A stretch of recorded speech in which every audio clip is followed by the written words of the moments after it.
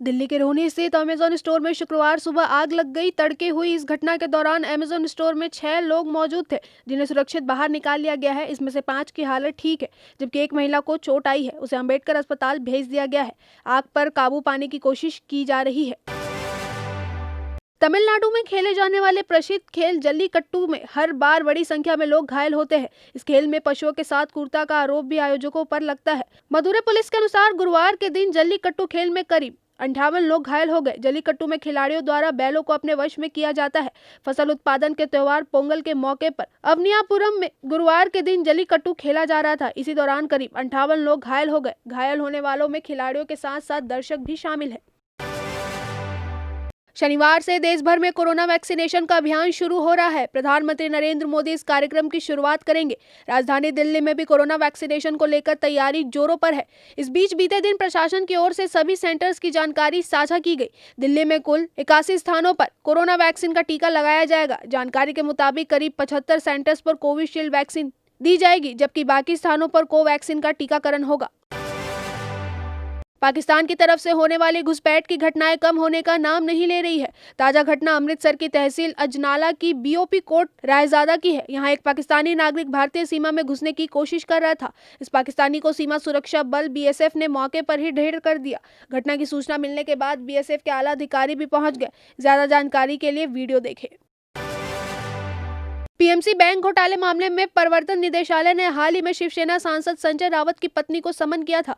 संजय रावत की पत्नी वर्षा पर बैंक से कुछ लोन लेने का आरोप था, लेकिन अब दावा किया गया है कि वो 55 लाख उन्होंने लिए थे, वो अब वापस लौटा दिए हैं। इसी मुद्दे को लेकर बीजेपी नेता किरीट सोमैया ने वार किया है। पुणे बेंगलुरु नेशनल हाईवे पर शुक्रवार सुबह बड़ा सड़क हादसा हुआ है। धारवाड़ा नेशनल हाईवे पर एक मिनी बस और ट्रक की भीषण टक्कर हो गई। हादसे में 11 लोगों की मौके पर ही मौत हो गई। कुछ अन्य यात्री घायल हो गए। घायलों को धारवाड़ में एक सरकारी अस्पताल ले जाया गया। यह घटना आज सुबह पुणे बेंगलुरु राष्ट्रीय राजमार्ग पर हुई। दावणगेरे के कुछ पर्यटक मिनी बस से गोवा जा रहे थे। धारवाड़ राजमार्ग पर सुबह एक मिनी बस और एक ट्रक की आमने सामने टक्कर हो गई। हादसा इतना भीषण था कि मिनी बस के परखच्चे उड़ गए। हादसे में 11 लोगों की मौके पर ही मौत हो गई। प्रधानमंत्री नरेंद्र मोदी ने गुरुवार को मकर संक्रांति के अवसर पर देशवासियों को खास तौर पर बधाई दी। साथ ही पीएम मोदी ने अपनी लिखी एक कविता भी साझा की, जो लोगों को भा गई। पीएम मोदी ने गुजराती में इस कविता को लिखा, सूर्योदय का बखान किया, फिर बाद में लोगों के साथ इसका हिंदी अनुवाद भी साझा किया, जो कि वायरल हो गया। पीएम नरेंद्र मोदी ने सोशल मीडिया पर ट्वीट करते हुए लिखा, आज सुबह मैंने गुजराती में एक कविता साझा की थी। कुछ साथियों ने इसका हिंदी में अनुवाद कर मुझे भेजा है, उसे भी मैं आपके साथ साझा कर रहा हूँ। तमिलनाडु दौरे के बाद शुक्रवार को दिल्ली में राहुल गांधी आंदोलनकारी किसानों के समर्थन में किसान अधिकारी दिवस का नेतृत्व करेंगे। नए कृषि कानूनों के खिलाफ एकजुटता का संदेश देने के लिए कांग्रेस पार्टी की ओर से दिल्ली में गवर्नर हाउस तक विरोध मार्च निकाला जाएगा। राहुल गांधी राजधानी में दिल्ली प्रदेश कांग्रेस कमेटी के विरोध मार्च का नेतृत्व करेंगे। पार्टी के पूर्व अध्यक्ष ने दिसंबर में राष्ट्रपति भवन में इसी तरह के विरोध मार्च निकालने की कोशिश की थी, लेकिन उनकी योजनाओं को दिल्ली पुलिस ने नाकाम कर दिया था। बताया जा रहा है कि इटली से आने के बाद राहुल गांधी का बैक टू बैक कार्यक्रम होगा। तमिलनाडु में विधानसभा चुनाव से पहले सियासी पारा चढ़ने लगा है। गुरुवार को कांग्रेस के पूर्व अध्यक्ष राहुल गांधी के दौरे के बाद बीजेपी के राष्ट्रीय अध्यक्ष जेपी नड्डा चेन्नई पहुंचे। नड्डा बीजेपी के पोंगल कार्यक्रम में शामिल हुए। इस मौके पर उन्होंने कहा कि प्रधानमंत्री नरेंद्र मोदी चाहते हैं कि पूरा देश आगे बढ़े, लेकिन वो ये भी चाहते हैं कि तमिलनाडु विकास की छलांग लगाए। देश भर में कल यानी 16 जनवरी से कोरोना टीकाकरण अभियान की शुरुआत हुई है। बहुजन समाज पार्टी बीएसपी की राष्ट्रीय अध्यक्ष मायावती ने टीकाकरण अभियान शुरू करने के सरकार के फैसले का स्वागत किया। मायावती ने केंद्र और राज्य सरकार से देश भर में सभी को मुफ्त में वैक्सीन प्रदान करने का अनुरोध किया। इस दौरान बसपा अध्यक्ष मायावती ने कहा कि अगर उत्तर प्रदेश में बसपा की सरकार बनी तो वो सभी को मुफ्त में कोविड-19 वैक्सीन प्रदान करेंगी। इसके साथ ही मायावती ने कहा कि बहुजन समाज पार्टी ने केंद्र सरकार से दिल्ली में आंदोलनरत किसानों की भी सभी मांगों स्वीकार करने का आग्रह किया। 20 महीने की इस बच्ची ने अपनी ये मुस्कान 5 अलग अलग लोगों में बांट दी है। कहते हैं खुशियां बांटनी चाहिए, और बच्चे तो खुशियां बांटने के लिए ही आते हैं। इस बच्ची ने दुनिया छोड़ने से पहले 5 लोगों की जिंदगी संवार दी। ये सबसे कम उम्र की कैडेवर डोनर भी बन गई है। इसने अपने शरीर के 5 अंगों को दान दिया। दिल्ली के रोहिणी इलाके में 8 जनवरी को 20 महीने की धनिष्ठा खेलते समय अपने घर की पहली मंजिल से नीचे गिर गई थी। इसके बाद वो बेहोश हो गई। परिजन उसे तुरंत सर गंगाराम अस्पताल लेकर गए।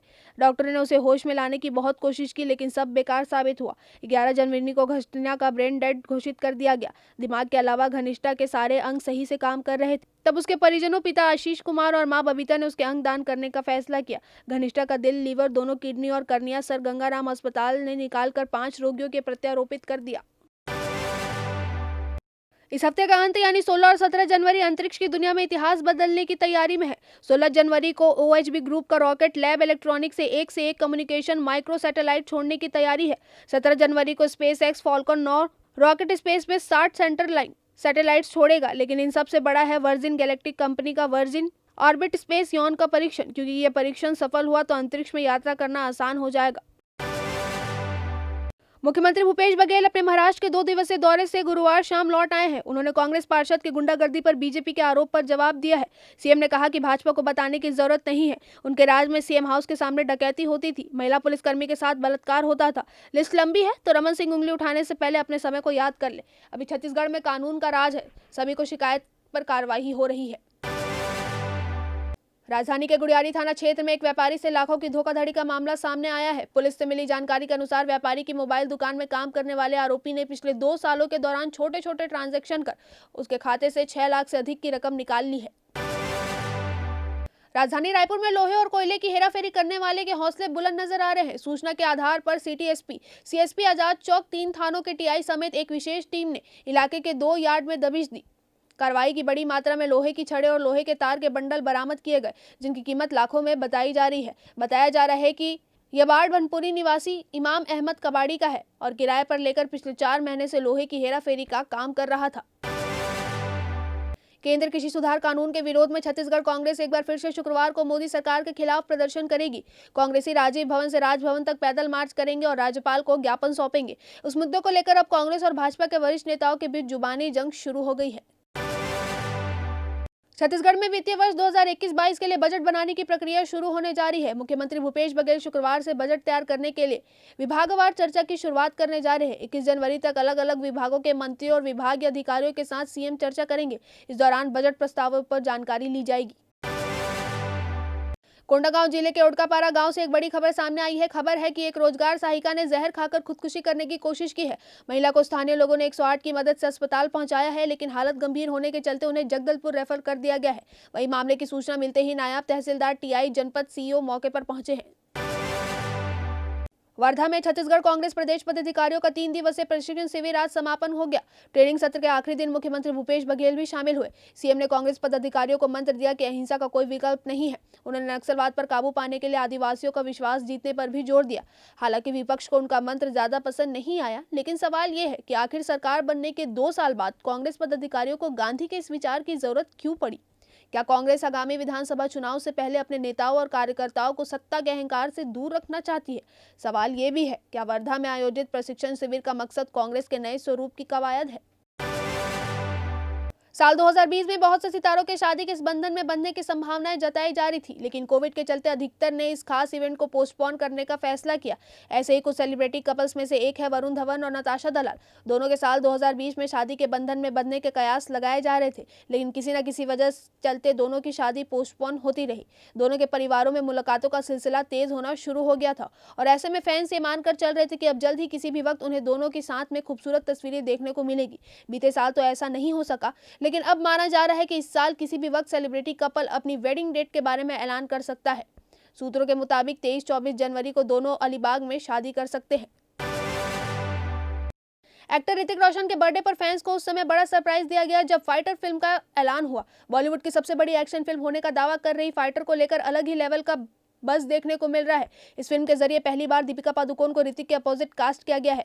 ऋतिक के बर्थडे पर तो फिल्म को लेकर ऐलान किया गया था, लेकिन अब इनसाइड डिटेल्स भी सामने आई है। पिंक विला के मुताबिक ऋतिक रोशन की इस फिल्म का बजट 250 करोड़ रखा गया है। अगर यह खबर सच साबित होती है तो यह एक्टर के करियर की सबसे बड़ी फिल्म साबित होगी। एक्ट्रेस भूमि पेडनेकर और राजकुमार राव की अपकमिंग फिल्म बधाई 2 को लेकर काफी बज बन गया है। अब क्योंकि ये फिल्म बधाई हो की रीमेक है, ऐसे में फिल्म को लेकर काफी बज बन गया है। फिल्म के जरिए पहली बार भूमि और राजकुमार की जोड़ी देखने वाली है। अब बधाई 2 को लेकर बड़ी खबर सामने आई है। लाहौर की एक अदालत ने पाकिस्तान क्रिकेट टीम के कप्तान बाबर आजम के खिलाफ यौन शोषण की शिकायत पर प्राथमिकी दर्ज करने का आदेश दिया है। लाहौर की हमीजा मुख्तार ने अपनी शिकायत में आरोप लगाया है कि इस क्रिकेटर ने उनका यौन शोषण किया, जबरदस्ती गर्भपात कराया और उनसे शादी का झूठा वादा किया।